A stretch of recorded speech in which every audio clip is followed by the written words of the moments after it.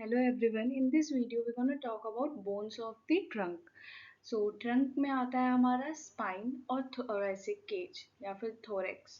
तो जो हमारा पहले बात करें spine की, तो जो हमारा spine होता है वो टोटल 32 से 34 वर्टिब्रास से मिलके बना होता है, जिसमें बाद में जो हमारी सैक्रल वर्टिब्रास होती हैं और जो कॉक्सियल वर्टिब्रास होती हैं वो लेटर एज में जा कर के फ्यूज हो जाती हैं। तो बाद में लेटर एजेस में देखा जाए तो हमारे जो स्पाइन है उसमें टिपिकली 24 फ्री वर्टिब्रास प्रेजेंट होती हैं, जिनको हम लोगों ने क्लासिफाई किया है सर्वाइकल वर्टिब्रा जो कि हमारे नेक के रीजन में प्रेजेंट होती है, थोरेसिक वर्टिब्रा जो कि हमारे जो मिडल ऑफ स्पाइन होता है हमारे फर्स्ट रिब से लेकर 12th रिब तक, या जो थोरेसिक केज है उसकी जो वर्टिब्रास होती हैं वो है थोरेसिक वर्टिब्रा। इनको हम लोग डॉर्सल वर्टिब्रास भी कहते हैं, डॉर्सल स्पाइन भी कहते हैं।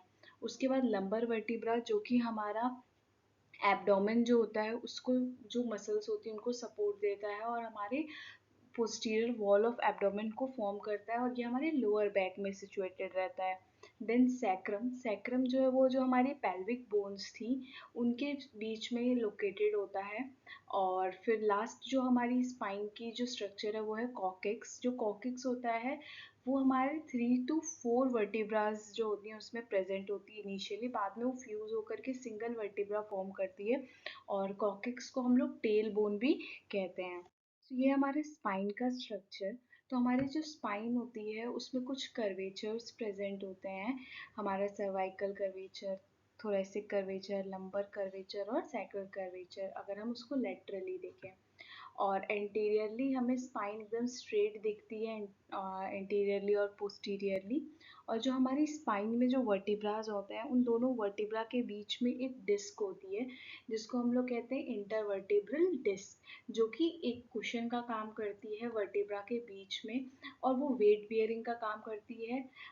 और इसके अलावा वो जो हमारी स्पाइनल कॉर्ड जो जा रही है उससे जो नर्व्स निकल रही हैं वो हमारे बोन्स के बीच में इम्पिंज ना हो उसको भी प्रिवेंट करती है। जो हमारे स्पाइन है ये हमारे, एक तो हमारे जो पूरा बॉडी है उसके पोस्चर को या फिर उसको सपोर्ट देता है। इसके अलावा ये हमारे जो स्पाइनल कॉर्ड होती है जो कि हमारे ब्रेन से निकलती है उसको प्रोटेक्शन प्रोवाइड करता है और हमारे कोर को मेंटेन करते हैं। नेक्स्ट अगर कर्वेचर ऑफ स्पाइन की बात करें तो हमारे स्पाइन में कुछ कर्वेचर्स होते हैं, मतलब जो स्पाइन होती है वो कहीं से कनकेव और कहीं पे कन्वेक्स होती है।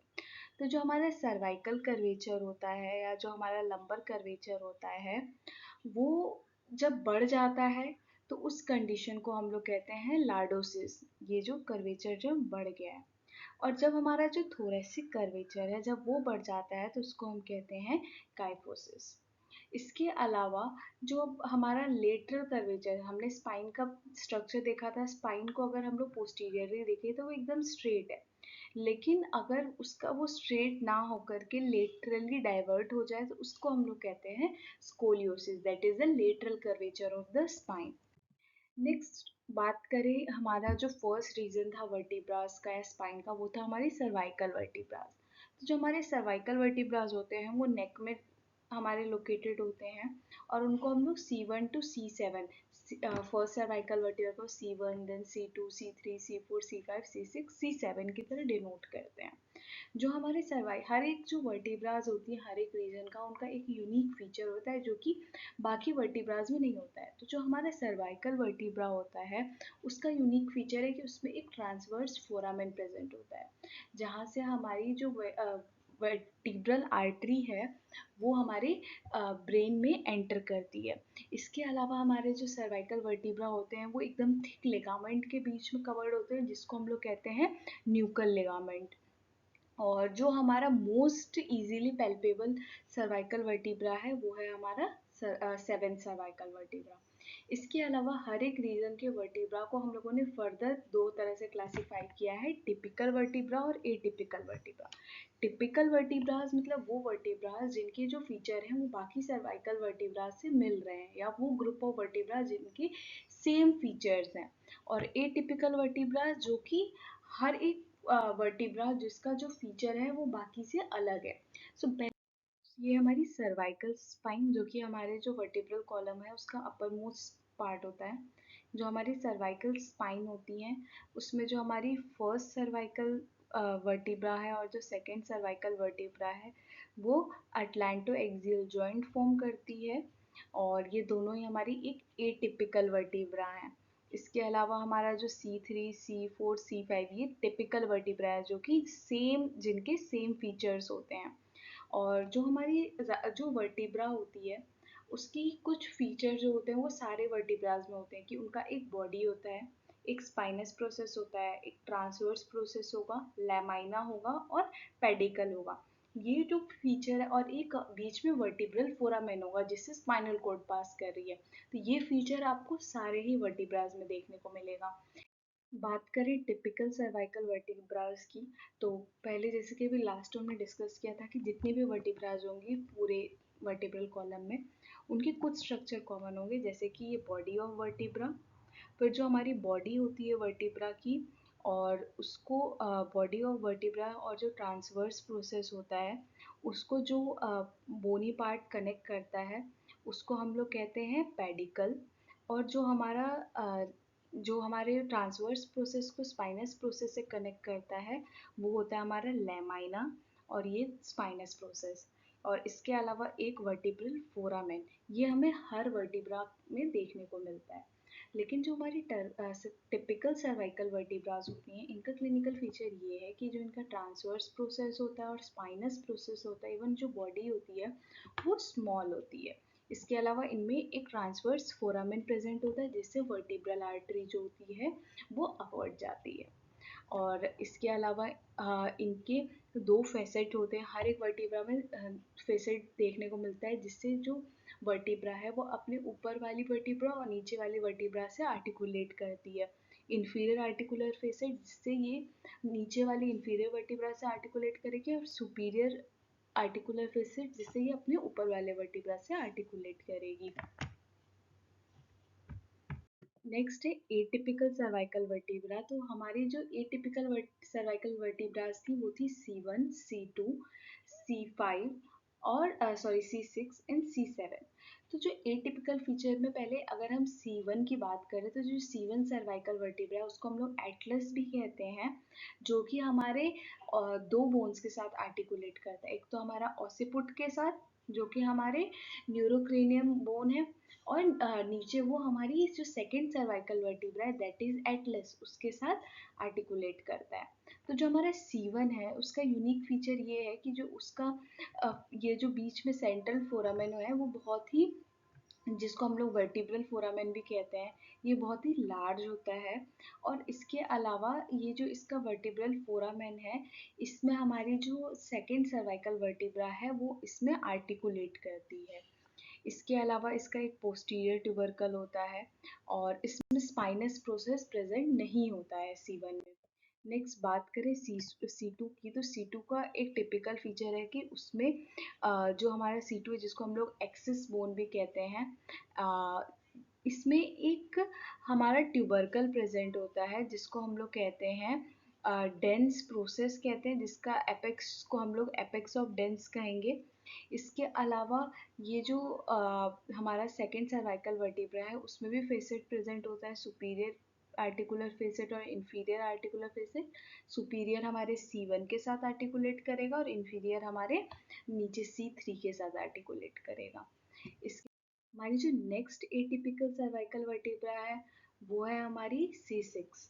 तो जो हमारी C6 और C7 वर्टिब्राज होती है उनका एक फीचर होता है कि जो उनका ट्रांसवर्स फोरामेन होता है उसमें दो ट्यूबरकल प्रेजेंट होते हैं, एंटीरियर ट्यूबरकल और posterior tubercle.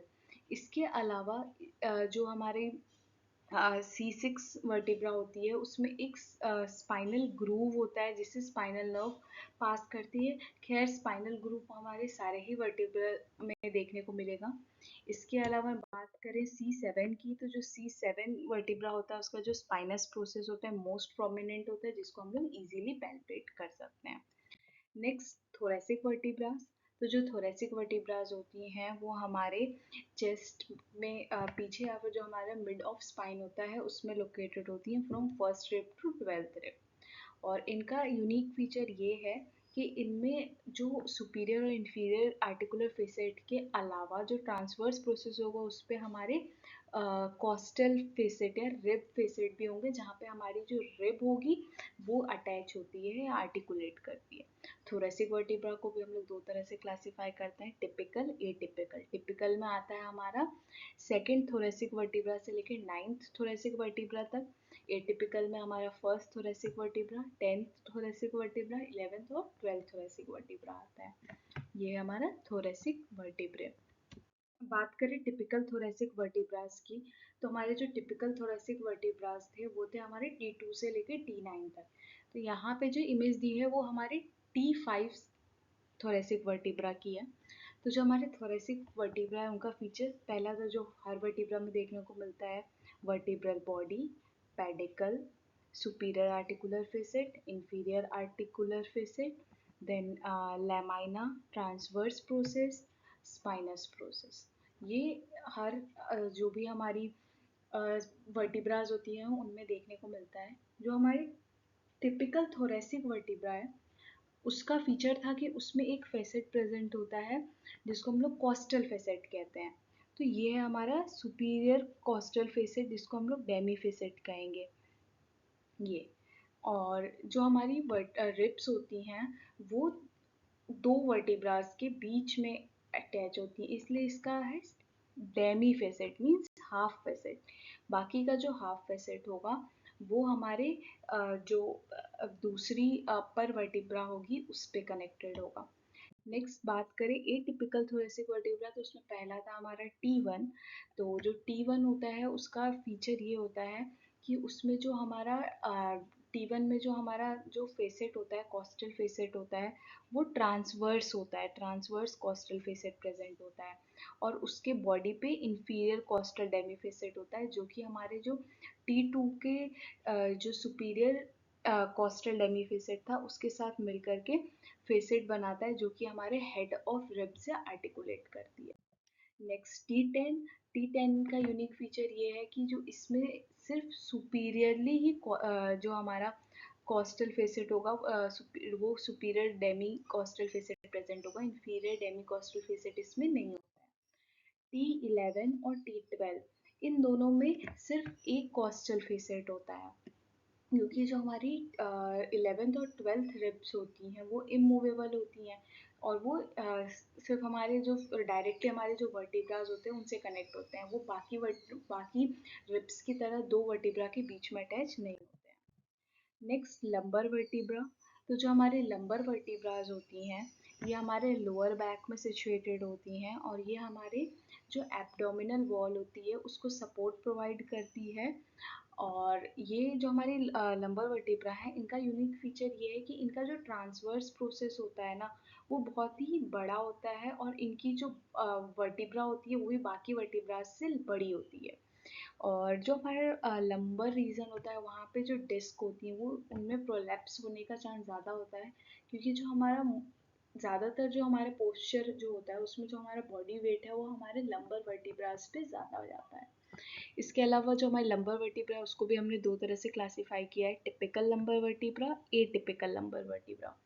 Typical lumbar vertebra जिसमें जो हमारे नॉर्मल जो भी हमारे जो वर्टिब्रा के अभी तक हमने फीचर देखे थे, body, pedicle, lamina, transverse forces, spinous process, superior articular facet, inferior articular facet, वो सब देखने को मिलेगा।